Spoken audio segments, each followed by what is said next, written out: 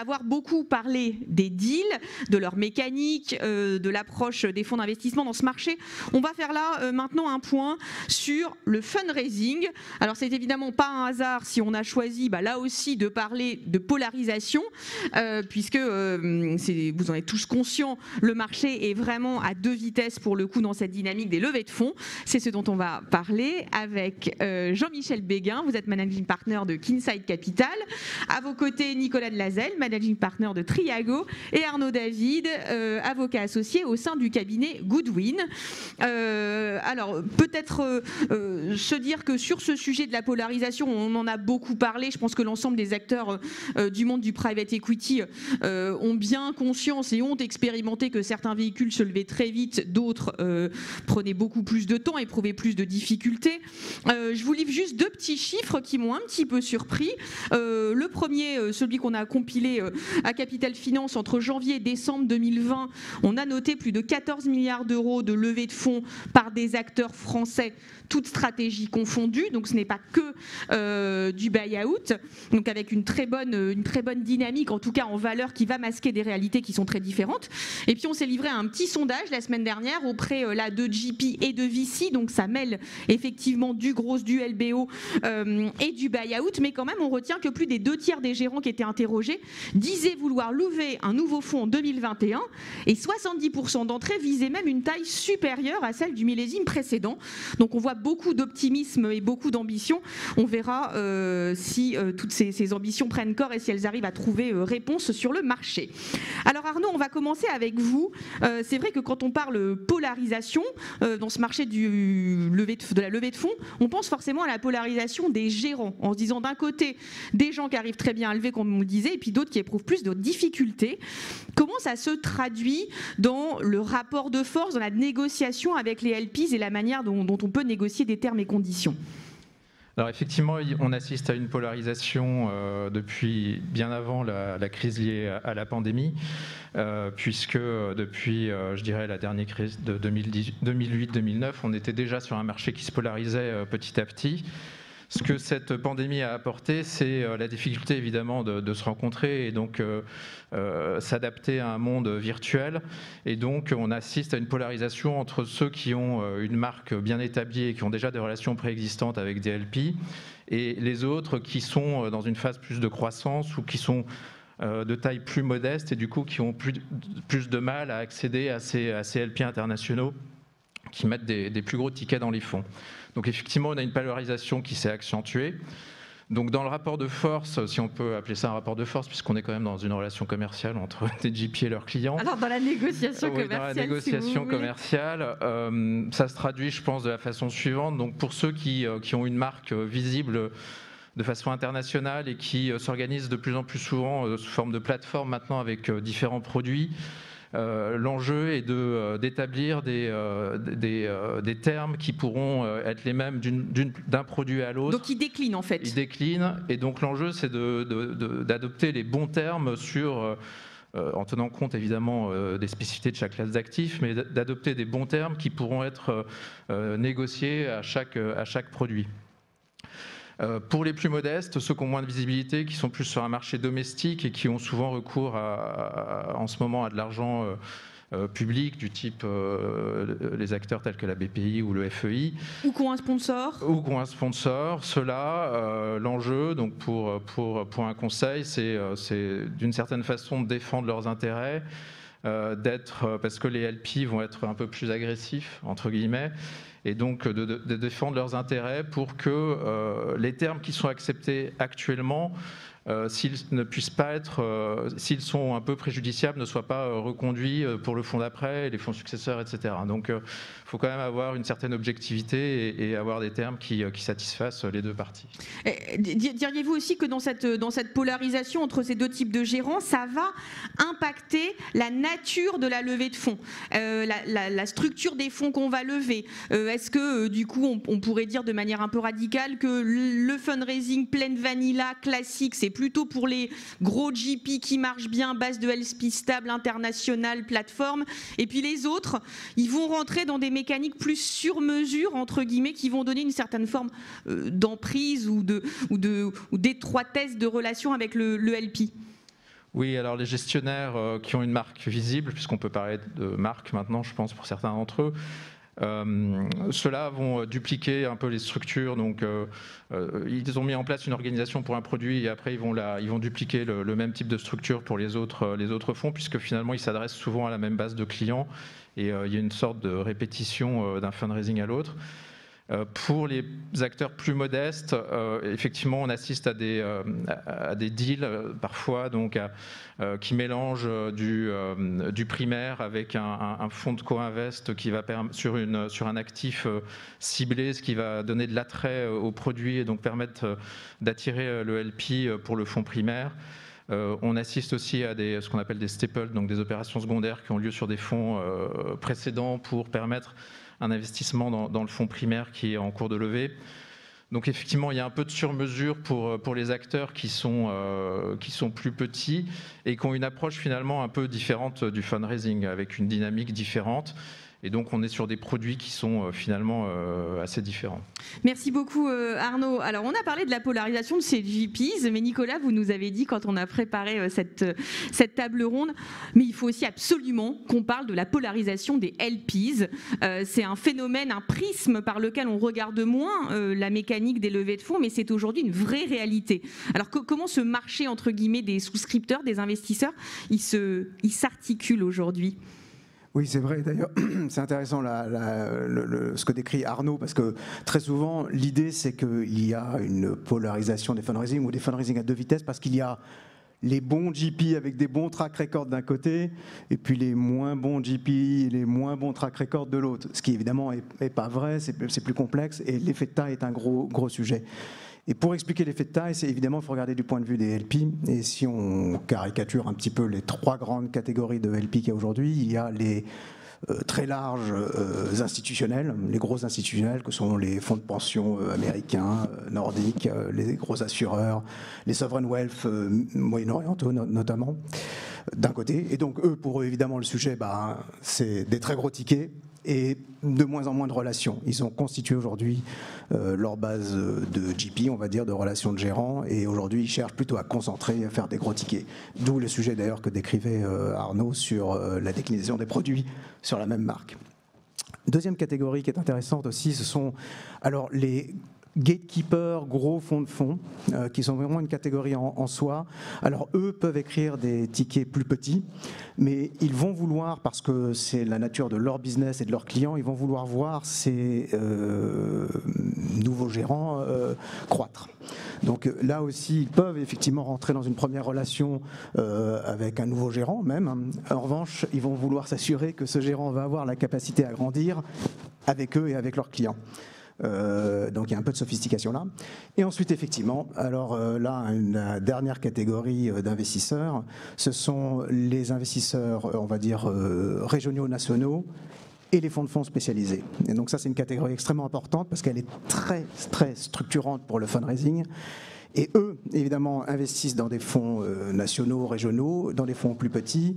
En revanche, en particulier pour les fonds de fonds qui sont sophistiqués, professionnels, il va falloir quand même que pour satisfaire leurs clients, ils génèrent de la surperformance. Alors ils peuvent le trouver à travers le primaire auprès de quelques stratégies, des first-time funds qui vont pouvoir peut-être être plus performants, mais aussi à travers des structures. Et donc évidemment, eux sont des gros drivers des GP-led, des staples, des secondaires. Et ça, il faut vraiment le prendre en compte quand on démarre son fundraising, en particulier quand on a des fonds de moins de, 750, à peu près, c'est là où ça se positionne, parce qu'il va falloir évidemment adapter et organiser son fundraising autour du fait que on s'adresse à une nouvelle base de clientèle qui a des problématiques, qui n'est pas simplement de repérer des bons gérants et puis c'est tout. Oui, voilà. de taper à la bonne porte en fonction aussi des propres contraintes et stratégies intrinsèques de CLP. Je vous pose juste une petite question rapide, Nicolas. Vous avez dit à plusieurs fois de petite taille. Qu'est-ce que vous avez parlé ensuite de ces 750 millions d'euros. On comprend que dans la dernière partie de LPs que vous avez catégorisé, ils vont vers des fonds de plus petite taille, dit small, peut-être small cap. C'est quoi le small cap aujourd'hui ? Donc je vous donne vraiment 5 secondes sur chaque question. C'est quoi le small cap aujourd'hui ? Et c'est quoi, selon vous, la taille minimale qu'il faut pour opérer dans le marché en tant que GP ? Alors ça, ce sont deux questions séparées. Le small cap en France, c'est, on va dire, sub 500. Ça, c'est vraiment en dessous de 500 millions. Ouais, en dessous de 500 millions, le fonds, c'est vraiment le small cap du point de vue des LP. Hein. Ensuite, la taille minimum pour un gérant à opérer, eh ben, ça, c'est un vrai sujet parce qu'aujourd'hui, les LP s'attendent à ce qu'il y ait un vrai service. Et d'ailleurs, je pense aussi les entreprises qui se font baquer par ces fonds s'attendent aussi à un vrai service. Et donc, opérer aujourd'hui un gérant, ça requiert plus de moyens parce qu'il faut beaucoup plus de ressources, des operating partners, de l'ESG, enfin, il y a plein de thèmes dont on pourra parler. Et donc, évidemment, il faut une taille minimum. Et moi, je pense qu'aujourd'hui, pour un gérant, opérer en dessous de 750, au moins en dessous d'1 milliard sous gestion, c'est dur. Ça nous fait une bonne transition pour passer la parole à Jean-Michel. Merci Nicolas. Vous avez bouclé le dernier fonds de la gamme KingSide 5 à 1 milliard en 2019. Donc avec une trajectoire de croissance, vous avez suivi ce mouvement de croissance de vos fonds sous gestion. Qu'est-ce que ça vous permet ça vous permet d'offrir à vos investisseurs? Quelles ressources vous pouvez mettre en avant? Quels services vous leur livrez du fait de cette croissance? Qu'est-ce que ça permet de faire quand on est plus gros? En fait, on attend des sociétés dans lesquelles on investit de la croissance pour des tas de raisons. Et ça s'applique également aux sociétés de private equity, bien entendu. Donc parmi les éléments qui sont intéressants dans la croissance, c'est que déjà on peut offrir à son équipe des opportunités de carrière qu'il est difficile d'offrir si on reste toujours à la même taille. S'il faut attendre qu'un partenaire parte à la retraite ou décède pour avoir une place de partenaire, c'est plus difficile que quand on a une croissance forte et qu'on peut ainsi offrir tout au long du chemin des opportunités à ses équipes. L'autre chose, c'est que ça permet également d'investir et le marché évolue, les fonds augmentent de taille et ça permet à chacun d'investir dans des politiques d'amélioration continue. C'est notre cas par exemple. On a pu, grâce à l'augmentation de la taille de notre fonds, créer une équipe qu'on a appelée KingSide Performance, qui est constituée de professionnels dotés de compétences spécifiques, talent management, CTO, CFO, plus tard marketing, sales, data stratégie, qui viennent en plus de l'équipe d'investissement apporter aux dirigeants de nos entreprises les compétences dont on a besoin pour supporter la croissance. Et ça, vous n'auriez pas pu le faire si vous aviez été significativement plus petit. Tout à fait.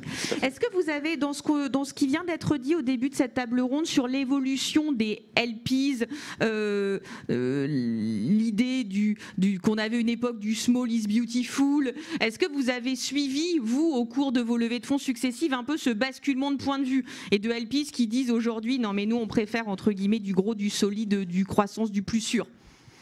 En fait, le terme même de small is beautiful a évolué avec le temps, puisque il y a une quinzaine d'années, small était plus petit, était plus small. Aujourd'hui, small, je ne sais pas exactement ce que ça veut dire. Est-ce qu'on est, nous, small, avec 1 milliard, peut-être? Je ne sais pas. En tout cas, small is beautiful signifie en fait que, pour ceux qui ont cette stratégie d'investissement, pour les LP qui ont cette stratégie d'investissement, c'est que plus le fonds est petit, enfin quand le fonds est petit, il peut générer des performances plus intéressantes, plus importantes. C'est pas ce qu'on a constaté avec l'évolution de nos fonds. Je connais pas les statistiques globales, mais sur nos fonds en tout cas, la performance a été tout le temps la même. C'est très stable. C'est peut-être parce que justement l'augmentation de la taille permet d'investir dans l'équipe, d'investir dans les projets d'amélioration continue. Et à la fin, je sais plus très bien ce que signifie small is beautiful en fait. Mais nous non plus. Vous n'êtes pas le seul. Si on poursuit toujours en s'ancrant autour de votre exemple KingSide et en demandant à Nicolas et Arnaud leur témoignage aussi sur le marché, on l'a dit depuis le début, je pense 50 fois de cette conférence, tech, santé, logiciel, ce sont les secteurs aujourd'hui qui sont recherchés par les GPs pour faire des deals. Mais ce sont aussi les secteurs, les segments dont ont envie les LPs de backer les GPs qui sont dans ce domaine-là. C'est quand même ce que vous faites depuis très longtemps, Jean-Michel, avec KingSide, avec ce concept de growth buyout qu'on a eu un peu de mal à capturer au départ parce que vous n'étiez ni du LBO, ni du VC. Vous étiez entre les deux. Aujourd'hui, ce segment, il a émergé en tant que tel. Les LPs, vous l'identifiez en tant que tel. Vous tombez dans une vraie case maintenant. Tout à fait. Lorsque nous avons commencé il y a une vingtaine d'années, lorsque l'équipe a été créée, le terme n'existait pas du tout. Donc nous-mêmes ne l'utilisions pas, on le faisait sans le savoir. Lorsqu'on a commencé à utiliser ce terme il y a une dizaine d'années, il n'était pas du tout compris en France et en Europe. Les Américains, c'était plus facile de discuter du growth avec les Américains qui avaient déjà une allocation pour ça, puisqu'ils avaient déjà des fonds aux États-Unis dans ce domaine-là. En Europe, c'était pas vraiment le cas, et en particulier en France. On avait même dans nos communiqués de presse été obligé d'ajouter une petite footnote à chaque fois qu'on utilisait le terme Growth Private Equity pour expliquer ce que c'était. Et donc il n'y avait pas d'allocation puisque c'était pas du VC, c'est pas du LBO vraiment non plus. Et donc c'était, il a fallu évangéliser ce terme qui aujourd'hui maintenant est bien utilisé par un nombre très important de fonds. Et d'ailleurs ne signifie plus vraiment non plus quelque chose de précis, puisque growth, ça veut dire croissance, donc tout fonds qui investit dans la croissance peut utiliser ce terme, bien entendu, et c'est le cas. Et donc ça recouvre des stratégies de venture capital très early stage ou late stage, et toute la panoplie entre les deux, et également ce qu'on fait, qui est encore autre chose, qu'on a d'ailleurs maintenant appelé growth buyout, pour essayer de différencier les stratégies. Chaque stratégie est intéressante, mais aujourd'hui, growth regroupe beaucoup de choses.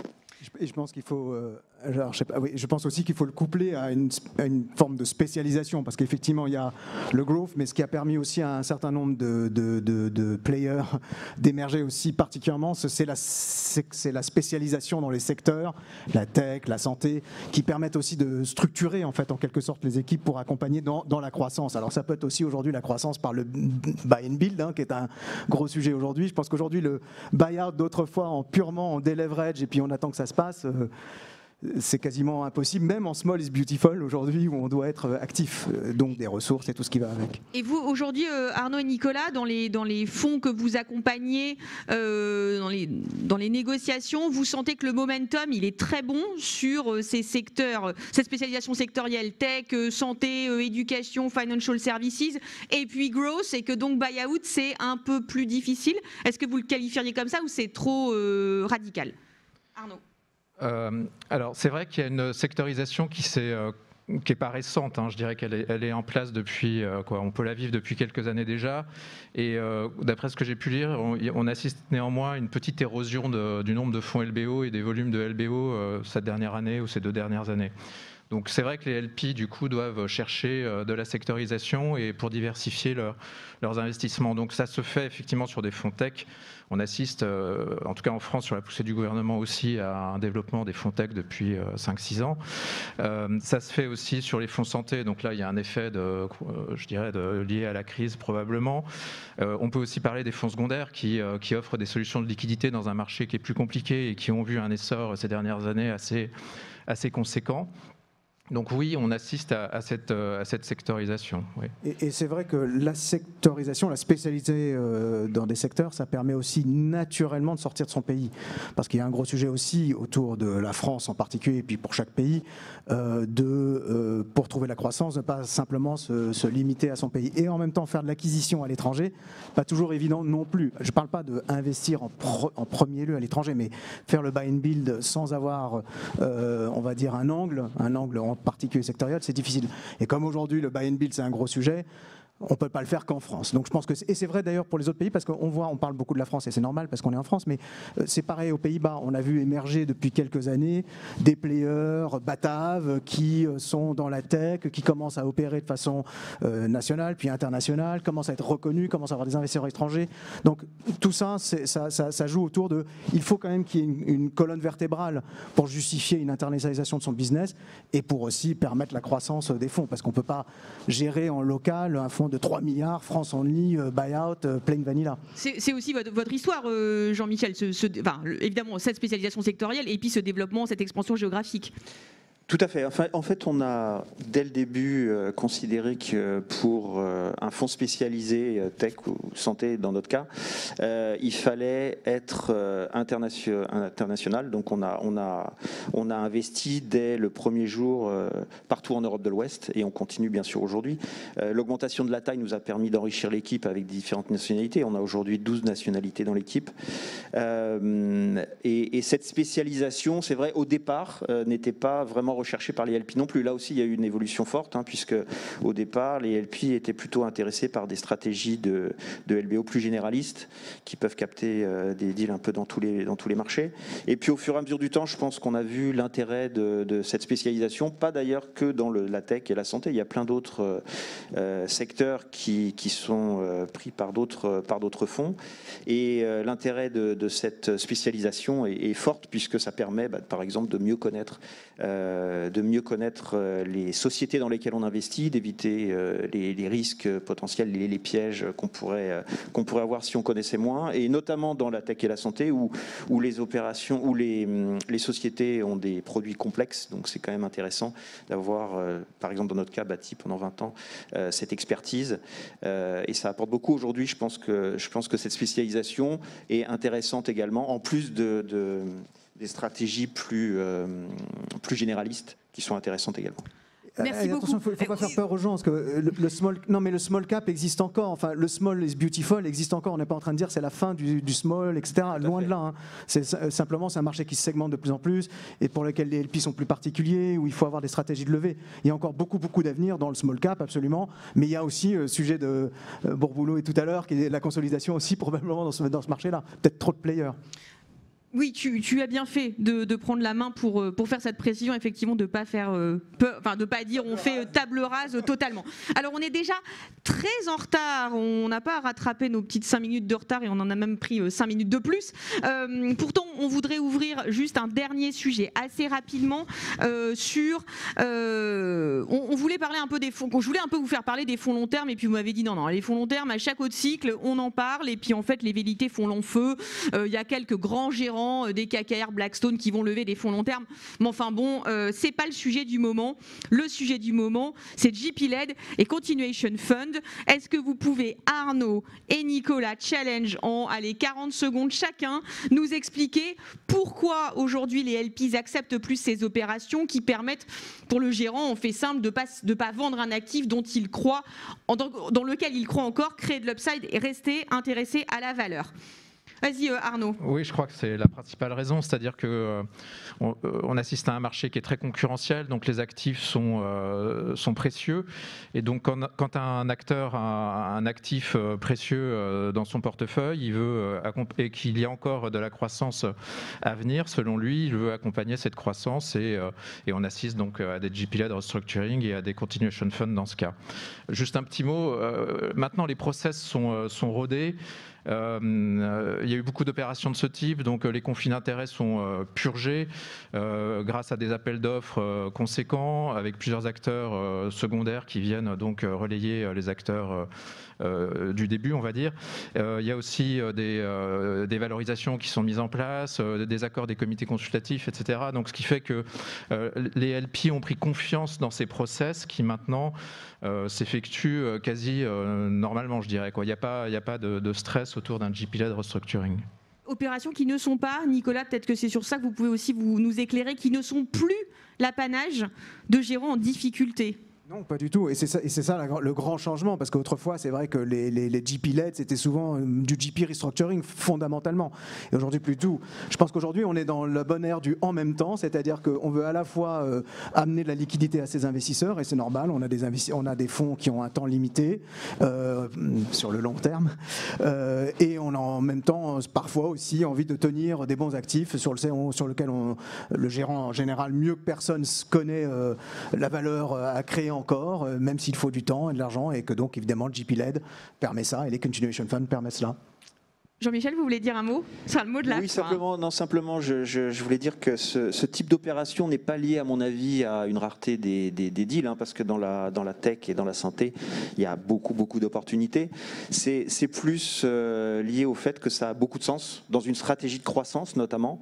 À un moment donné, au bout de 4 ou 5 ans, on rend de la liquidité à nos investisseurs, et pourtant la société va continuer à croître, va continuer à avoir une belle aventure dans les prochaines années, et donc ça fait du sens tout simplement quand on le peut, de rester dans une société.